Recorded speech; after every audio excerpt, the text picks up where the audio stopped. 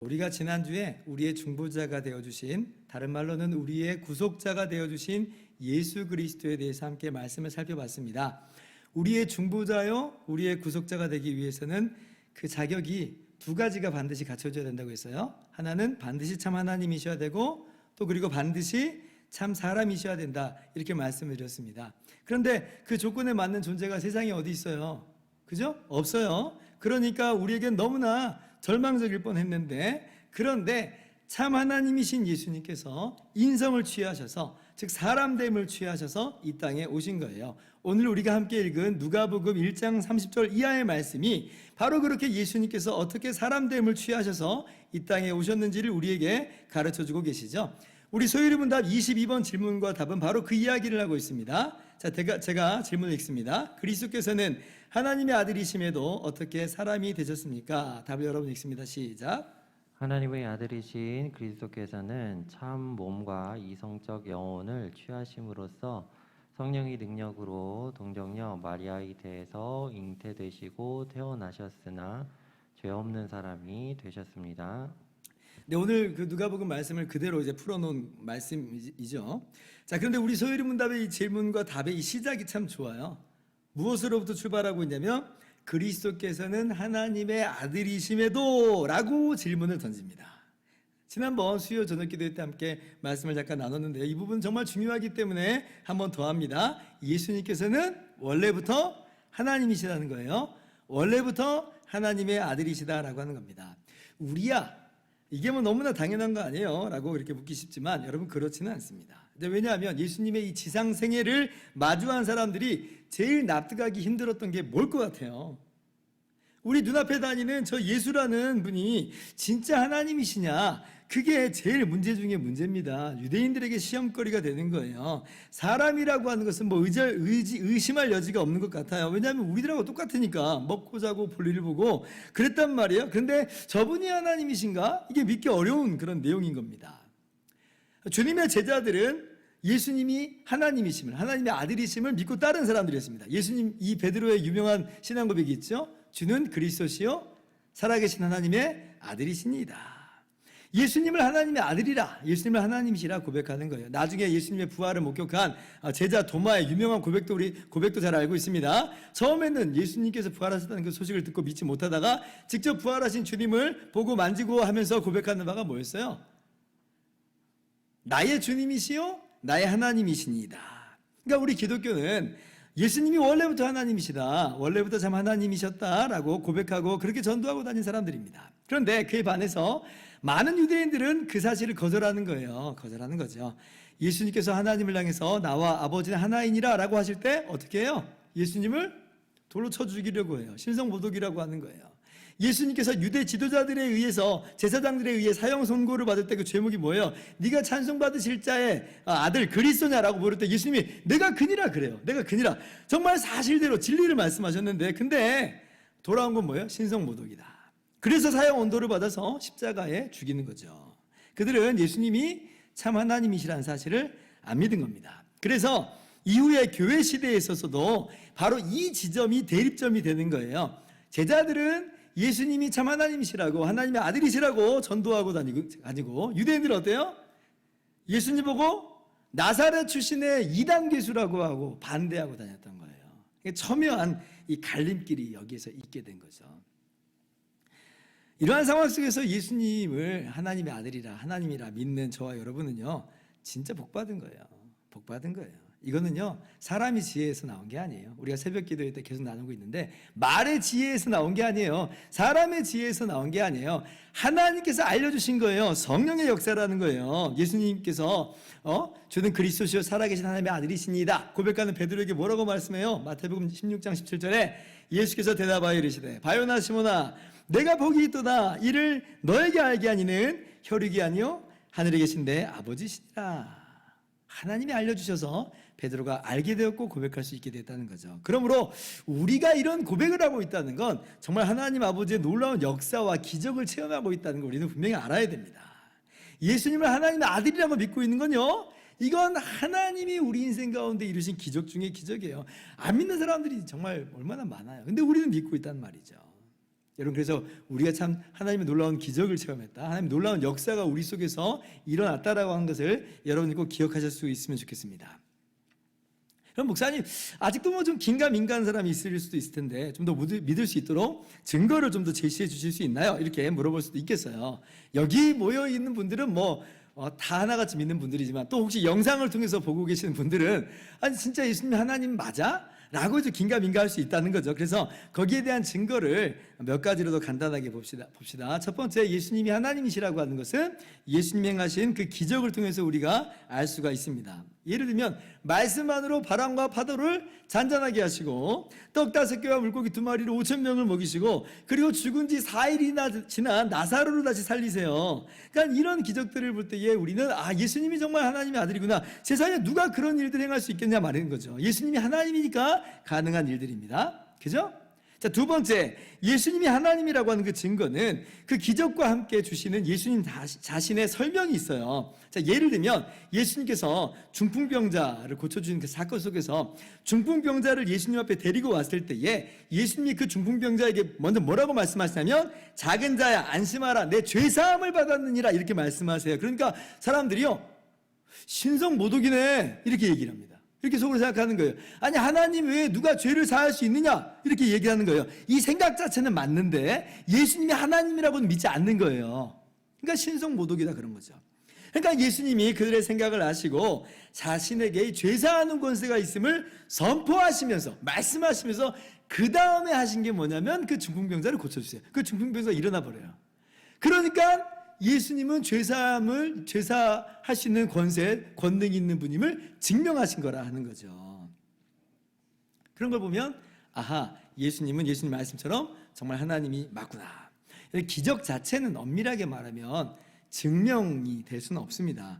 왜냐하면 구약시대 선지자들도 그렇고 신약시대의 사도들도 그렇고 여러 기적을 행하는 걸 우리가 보잖아요. 그러니까 기적 자체가 그분이 하나님이냐 그런 건 아니에요. 근데 신구약을 통틀어서 기적을 행하면서 이것이 내가 하나님임을 보여주는 증거다 라고 말한 분은 없어요. 예수님만이 그 기적 속에서 예수님 당신이 하나님이라고 하는 것을 선포하십니다. 그러니까 이제 사람들이 예수님이 행하신 기적 앞에서는 세 가지 반응밖에 없어요. 기적 자체를 부인할 수는 없죠. 왜냐하면 그들의 눈앞에서 기적이 일어났으니까. 그러면 세 가지 반응은 뭐냐면 가끔 정신이 이상해지는 과대망상 능력자일 수 있다. 평상시에는 안 그런데 갑자기 자기가 하나님의 아들이다. 이렇게 착각한다는 거죠.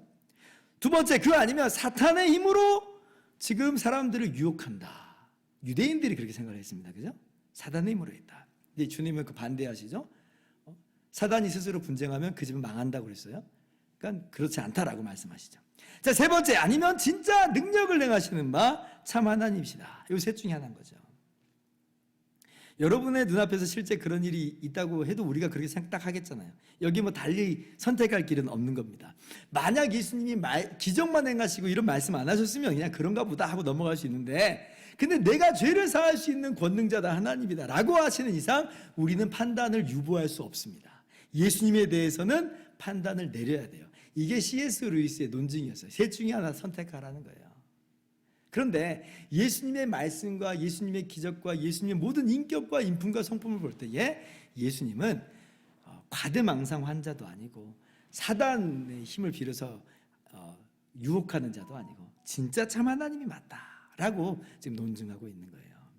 셋째, 예수님이 참 하나님이심을 나타내는 결정적인 증거가 있어요. 예수님은 죽으신 후에 3일 만에 다시 부활하셨다는 겁니다.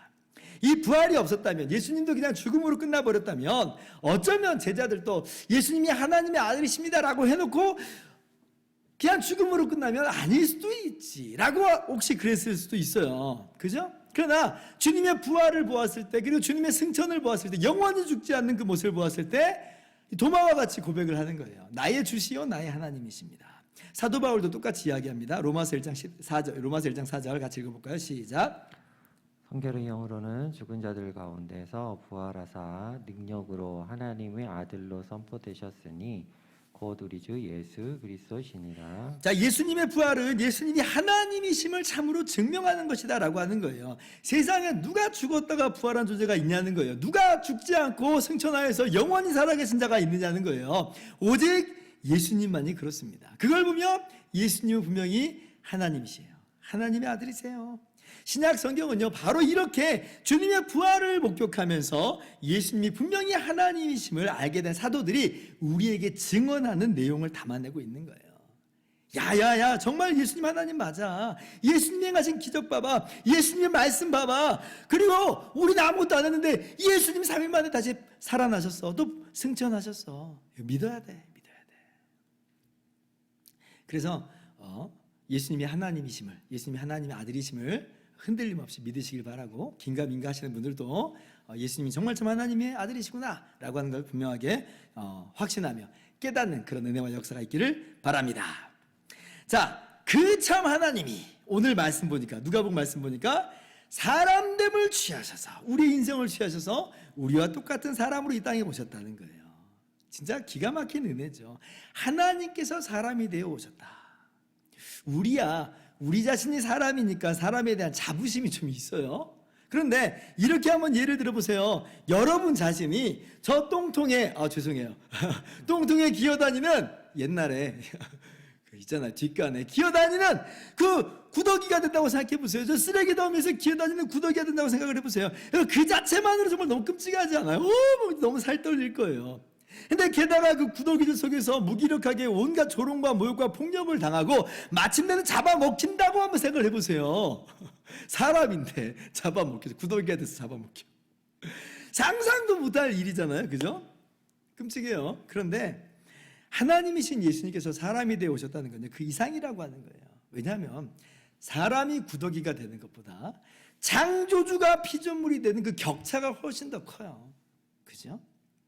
창조주 하나님 어떤 분이에요? 온 우주 만물을 말 그대로 창조하신 분이세요. 그 말은 다시 말하면 이거 다 없애고 또 다른 창조를 이루시기에도 능한 하나님이라고 하는 거예요.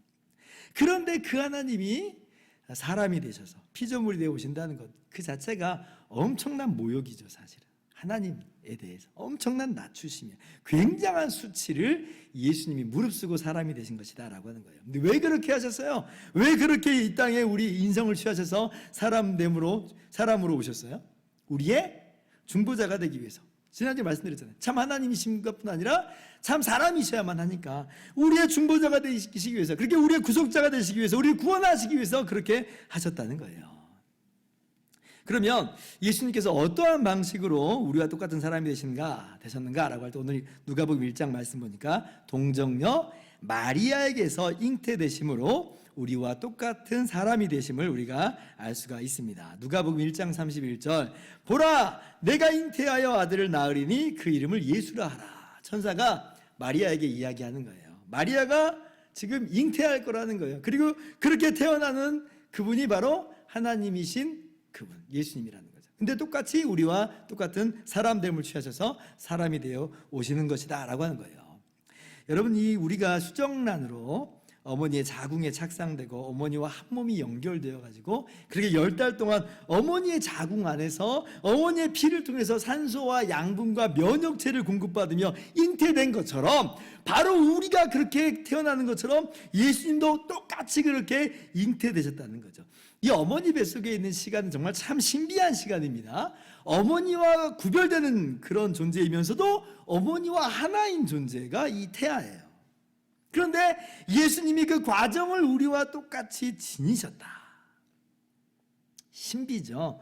우리가 구체적으로 마리아 태중에서 어떻게 이 일이 시작되고 또 이루어졌는지 우리는 도무지 알 길이 없지만, 여러분 요거 하나는 분명히 하셔야 됩니다. 예수님은 마리아의 살과 피로부터 인성을 취하셨다는 거예요. 전혀 별개로서가 아니라 연속성을 갖고 있다는 겁니다. 마리아의 살과 피로부터 사람됨을 취하셨다. 그 이상은 몰라요. 구체적으로 설명해봐라. 몰라요. 뭐 다른 설명들이요 다 그냥 추측일 뿐이지 장담을 못하는 겁니다. 그래서 그냥 여기서 멈추는 거예요. 마리아에게서 마리아의 살과 피로부터 인성을 취하셨다는 거예요. 연속성이 중요하다는 거죠. 연속성. 여러분, 왜 이게 중요하냐면 예수님이 우리와 하나도 차이가 나지 않는 존재라고 하는 것을 이 동정녀 마리아에게서 잉태되는 것으로 우리가 확인하는 거거든요. 예수님이 우리와 별다른 사람 됨으로 온 게 아니에요. 바로 우리의 인성을 취하신 거예요. 우리와 똑같은 사람으로 오신 거예요. 우리와 연결되신 거예요. 그렇게 우리를 대신하신 것이고, 그래야지 우리의 모든 죄를 전가받으실 수 있으므로 마리아에게서 잉태되시는 방법으로 오신 겁니다. 여러분 한번 생각해 보세요. 만약 하나님께서 이러실 수 없었을까요? 아담을 창조하듯이 새로운 인간을 창조하시고 그 인성을 예수님이 취하시는 방법으로 오실 수 없었을까요? 한번 생각해 보세요. 저는 가능하다고 봐요. 하나님 능력으로 이게 불가능한 일이겠어요? 뭐 새로운 사람을 만들고 그렇게 하실 수 있다는 거예요. 그리고 예수님이 그 인성을 취하시는 것으로. 그러나 그러면 치명적인 문제가 발생하는 거예요. 어떤 문제가 생길까요? 그 새로운 인간이 우리하고 연결된 거예요? 아담의 후손, 우리와 정말 같은 존재예요? 이런 근본적인 물음이 따라 붙을 수밖에 없는 거예요. SF 영화들을 보면 복제 인간을 두고도 그런 논쟁이 따라 붙습니다. 복제 인간은 사람으로부터 지금 만들어낸 존재인데, 근데 그걸로도 이게 정말 우리와 똑같은 인간이냐 아니냐, 그 이야기를 SF에서 영화에서 계속 지금 논쟁을 벌어지는데, 하물며 예수님이 그런 별다른 사람으로서 이렇게 오시면 그거는요 더 심한 논쟁이 벌어지면 벌어졌지 덜 하지는 않을 거라고 하는 거예요. 뭐 DNA 조사까지 해가지고 어떻게 하든지 같은 존재라고 지금 막 과학적으로 설명한다 할지라도 저 사람은 우리와 종자가 달라, 시작이 달라. 과연 우리를 대신할 수 있을까? 그리고 따지고 들라치면 한이 없는 거죠. 어쩜 마귀가 제일 먼저 손들고 소리칠 줄 몰라요. 엄연히 다른 존재잖아요, 하나님. 둘 사이에 연속성이 없다고요. 이러실 수 있어요. 이럴 수 있어요. 맞아요, 연속성이 없어요. 여러분, 그래서 창조 때 남자와 여자를 만드신 것도 그런 연속성이 사실 그 안에 있어요. 아담과 하와를 만드실 때, 남자와 여자를 만드실 때도 심지어 따로따로 만드시지 않았습니다. 남자 따로 여자 따로 만드시지 않았어요. 그러면 둘 사이에 무슨 구별이나 구분이나 차별이 있을 수 있겠는데, 그런데 한번 기억을 더듬어 보세요. 어떻게 만드냐면 남자의 갈비뼈로 만드세요. 아담 같은 전혀 다른 인간을 창조하신 게 아니라 그 아담의 사람됨과 똑같은 사람으로서 만드셨다고 하는 것이 갈비뼈로 만드신 거예요. 그래서 누가 이렇게 비유하더라고요. 마치 어머니의 뱃속에서 아기가 태어난 것처럼 아담의 갈비뼈로부터 여자가 탄생했다. 양상에 있어서는 약간 차이가 있을 수 있지만 본질적으로는 같은 흐름이라는 거예요. 여자는 남자와 같은 인성을 가진, 연속성을 가진 동등한 사람이라고 하는 거예요. 그러니까 아예 남자와 여자 사이에 이 동등성에 대한 그런 논쟁의 여지가 없도록 하나님께서 만드셨죠. 참 너무 오묘합니다. 그죠? 자, 그렇게 예수님은 마리아에게서 잉태되신 거예요. 마리아의 살과 피로부터 인성을 취하심으로 우리와 전혀 차이가 없는 똑같은 동질의 사람이 되셨다. 그렇게 우리를 대신하신다. 히브리서 2장 14절 16절. 자녀들은 혈과 육에 속하였음에 그도 또한 같은 모양으로 혈과 육을 함께 지니심은 16절 같이요.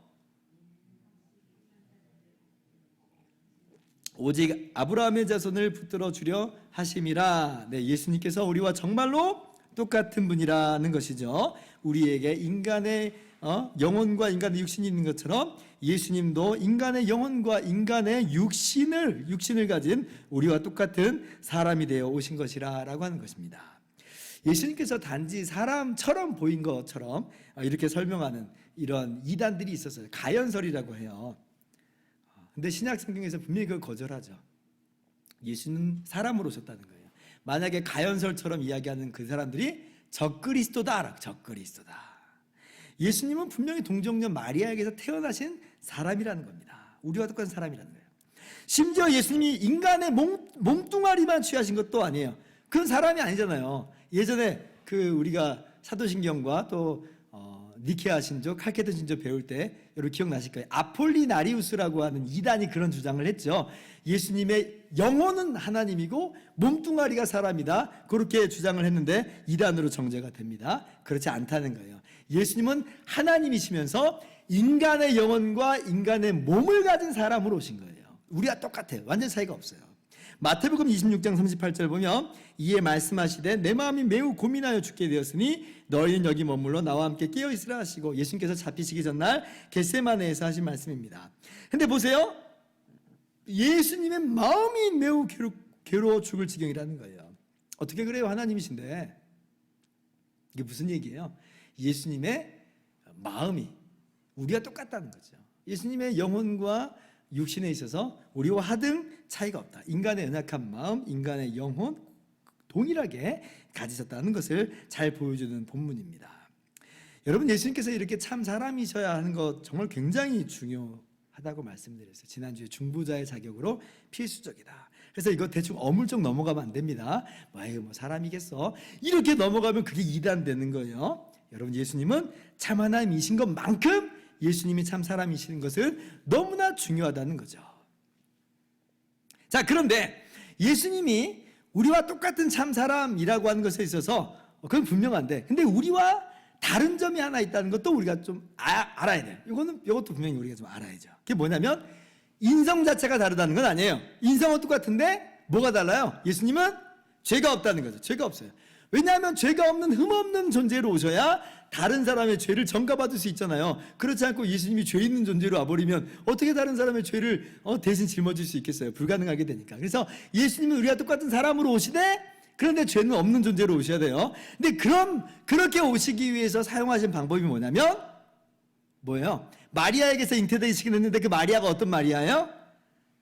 동정녀라고 하는 거예요. 그래서 예수님께서 죄가 없는 사람으로 오시는 그 방법, 특별한 방법 첫 번째는 뭐냐면 예수님은 동정녀에게서 태어나셨다. 동정녀, 이 말은 뭐냐면 남자와 여자 일반적인 관계 통해서 태어난 게 아니라는 거예요. 남자를 알지 못하는 처녀를 통해서 오셨어요. 천사가 마리아에게서 말을 할 때 이 수태고지를 고지할 때 마리아의 고백을 보세요. 누가복음 1장 34절 마리아가 천사에게 말하되 나는 남자를 알지 못하니 어찌 이 일이 있으리까. 그냥 지금 마리아는 동정녀예요. 처녀예요. 전혀 알지를 못해요, 남자를. 근데 난데없이 잉태한다는 거예요. 그러니까 마리아가 이게 이해가 안 되니까 되묻는 거 아니겠어요? 아니, 난 처녀인데요. 오늘날은 복제 기술이 하도 발달해가지고 이게 별로 새삼스럽게 느껴지지는 않겠지만 당시로서는 이게 정말 납득될 수 없는 그런 것이었습니다. 자, 그러면 왜 남자와 여자를 통한 그 방법으로 오시지 않았느냐? 그거는 죄로부터 보호하시기 위한 거예요. 우리가 다 그렇게 태어났잖아요. 남자와 여자를 통해서 일반적인 생육 방식으로 태어났어요. 그래서 우리 다 원죄 가운데 태어난 거예요. 근데 예수님의 태어나심은 그것과 다르다는 거죠. 그래서 동정녀 마리아에게서 태어나신 걸 보니까 예수님이 태어날 때부터 범상치 않는 분이야, 이것만 얘기하는 게 아니라 죄로부터 보호하시는 그러한 탄생으로 태어나셨구나 라고 하는 것을 의미하는 것이에요. 자, 그런데 요 첫 번째만 아는 것으로는 불충분합니다. 엄밀하게 말하면 동정녀 탄생이라는 자체가 죄로부터의 보호를 말하는 게 아니에요. 왜 그러겠어요? 왜냐하면 만약에 그렇게만 설명해 버리면 앞으로 혹시나 있을지 모르는 복제 인간들은 어떻게 돼요? 그럼 거기도 다 무죄한 사람들이에요? 그렇게도 이야기해 버릴 수가 있잖아요. 더 중요한 게 있어요. 더 본질적인 게 있어요. 어떻게 그럼 죄로부터 보호받았느냐라고 할 때에 동정녀에게서 나시되, 두 번째 이게 중요해요. 성령의 능력으로 잉태되셨다는 거예요. 이게 핵심이에요. 성령으로 잉태되셨다. 그러므로 원죄로부터 보호함을 받으신 거예요. 누가복음 1장 35절 같이 읽습니다. 시작. 천사가 대답하여 이르되 성령이 내게 임하시고 지극히 높으신 이의 능력이 너를 덮으시리니 이러므로 나실 바 거룩한 이는 하나님의 아들이라 일컬어지리라. 네, 이게 예수님의 어떤 그 인간도 흉내낼 수 없는 유일무이한 그런 독특성입니다. 성령으로 잉태되셨다. 이게 핵심이에요. 이게 초대교회로부터 이것이 예수님의 무죄성을 보호하신 것이다, 이렇게 얘기해요. 초대교회 때부터 그랬어요. 이거 좀 너무 놀랍지 않아요? 당시에 그냥 이해 속에서는 동정녀 탄생도 정말 설명 불가능한 그런 기적이니까 동정녀 탄생이시니 죄가 없는 거야, 그렇게만 이야기해버렸으면 오늘날은 뭐야, 복제 인간도 있을 수 있는데, 이렇게 그냥 대답을 해버릴 수 있을 텐데, 근데 우리 선배님들은요, 그 오랜 옛날서부터 예수님의 무죄성의 핵심은 그게 아니고, 동정녀 탄생이 아니고 성령으로 잉태되신 것이다 라고 이야기를 했어요. 정말 대단하죠. 그러면 성령으로 잉태되셨다, 이게 도대체 어떻게 하셨다는 거냐? 몰라요. 여러분, 우리가 성령으로 거듭났죠? 성령으로 거듭난 것에 대한 설명은 우리가 못합니다. 그죠? 성령께서 찌릿하게 우리에게 이렇게 그런 느낌과 그런 것들이 있는 분들도 있지만 없는 사람들도 태반이잖아요. 그때도 성령이 거듭나게 하심으로 거듭났단 말이에요. 이것도 설명 못해요. 예수님께서 성령으로 잉태됐다는 것, 이것도 우리가 설명을 못합니다. 못해요. 뭔가 하나님께서 어떻게 하셨죠. 그런데 그걸 우리는 모른다는 거예요. 성경이 그 이상을 말해주지 않으니까 다 추측이다라고 하는 것을 말씀드렸어요. 그래서 그냥 마리아의 살과 피에게서 인성을 취하셨다. 성령으로 잉태되셨다. 동성녀에게서 나셨다. 그렇게 우리가 이해를 하면 되겠습니다. 아무튼 그래서 예수님은 성령으로 잉태되셨기 때문에 죄로부터 보호함을 받았어요. 그래서 성경은 예수님은 무지하게 태어나셨고 또한 그의 모든 인생 속에서 죄가 없는 분이라 분명히 말해요. 그러므로 우리의 죄를 능히 대신 짊어질 수 있다는 거죠. 히브리서 4장 15절 우리에게 있는 대제사장은 예수님 말씀하는 거예요. 우리의 연약함을 동정하지 못하실 리가 아니요 모든 일에 우리와 똑같이 시험을 받으시니로되 죄는 없으시니라. 예수님의 인생은 죄가 없는 인생이에요. 히브리서 7장 26절 같이 읽습니다. 시작. 이러한 대제사장은 우리에게 합당하니 거룩하고 악이 없고 더러움이 없고 죄인에게서 떠나 계시고 하늘보다 높이 되시니라. 네, 그래서 예수님 우리가 똑같은 사람이시지만 요 한 가지가 달라요. 죄가 없어요. 태어나실 때부터 그 모든 인생 속에서 죄가 없어요. 그러므로 우리와 연속성을 가진 우리의 이 대속물이 되세요. 대속물. 우리를 대신하셔서 죽으심으로 우리를 구원하실 수 있다라고 하는 것이죠. 얼마나 기가 막힌지 몰라요. 그래서 구약 성경 보면 여러 제물들 나오잖아요. 속죄 제물이나 화목 제물 보면 흠이 없는 걸로 바치라고 그래요. 하나님이 왜 흠이 없는 걸 좋아하시나? 좀 의아할 수 있잖아요. 아니 흠이 있으면 안 돼? 어차피 불태워버리는 것. 말라기에서 그렇게 사람들이 그래서 흠 있는 걸로 막 갖다 바치기도 했잖아요. 근데 흠이 있으면 안 돼요. 왜냐하면 구약의 화목 제물, 속죄 제물 다 예수님을 보여주는 예표들이거든요. 무죄하신 예수님을 보여주는 그림인데 어떻게 흠이 있으면 되겠어요? 그래서 안 된다고 하시는 거예요. 다른 이유는 아닙니다. 자, 이제 말씀을 정리하도록 하겠습니다. 오늘 세 가지를 기억해야 됩니다. 첫째, 참 하나님이신 예수님에게서, 참 하나님이세요, 예수님은. 둘째, 참 사람이 되어 오셨어요. 우리와 연속성을 지닌 우리와 똑같은 사람으로 오신 거예요. 그리고 셋째, 성령으로 잉태하사 죄는 없으신 채로 동정녀 마리아에게서 태어나셨다.